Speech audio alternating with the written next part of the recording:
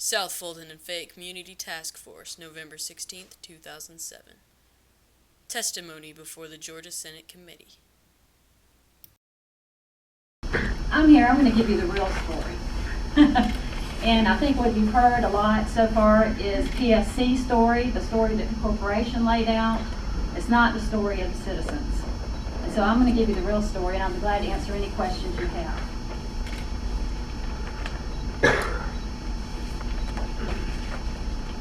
It was June 6, 2006, and our family had just returned from a trip to celebrate our daughter's high school graduation.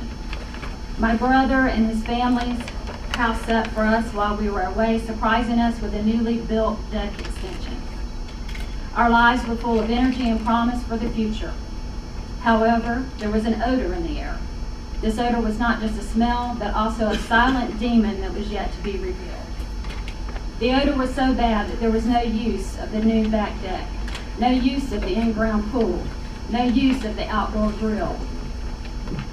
Our black lab that never wanted to go inside, now never wanted to go outside. We started looking around and there were no birds or insects in the trees. Something was wrong. Something was terribly wrong. The smell was that of wild onions, but there were none growing. The smell lingered heavily in our garage, and one day I backed the car out for work, heading to the city of Fayetteville, and put my window down to see how long it took me to get away from the smell, but I never did.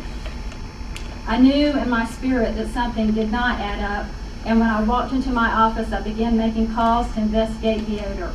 This was June 29, 2006, and I hope you hear that date really well, because that's the date that PSC says they brought in the first foul truckload.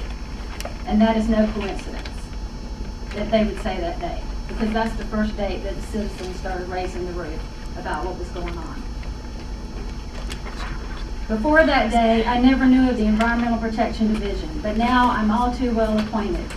The EPD had rudimentary testing equipment that showed that we were being exposed to propylmercaptan, but did not have the equipment necessary to show that with any immediacy that we were being exposed to a highly toxic pesticide known as etherprop or MOCAP.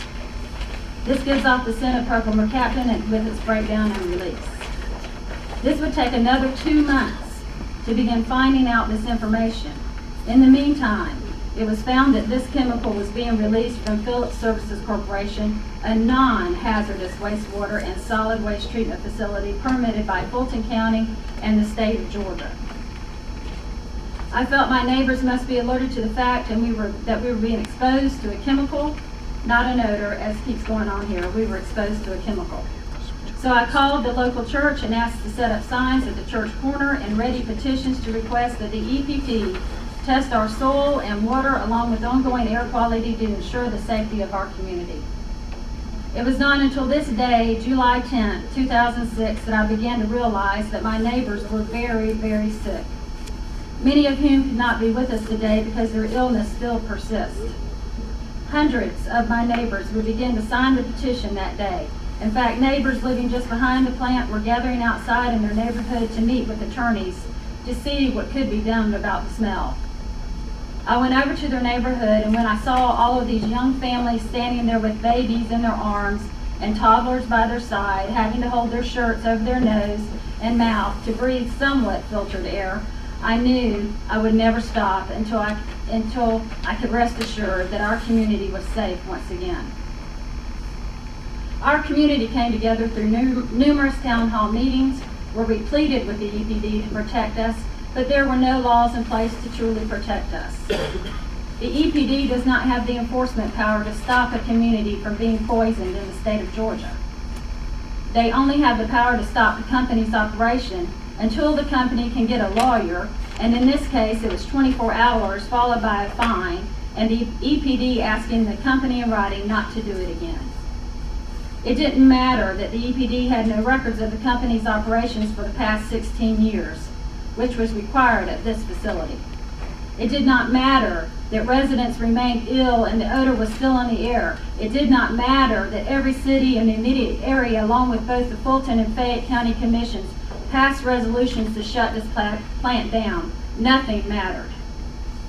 Fayette County devised the chemical exposure form for residents to complete, But that didn't matter either because the State Division of Health never came to check on a single resident.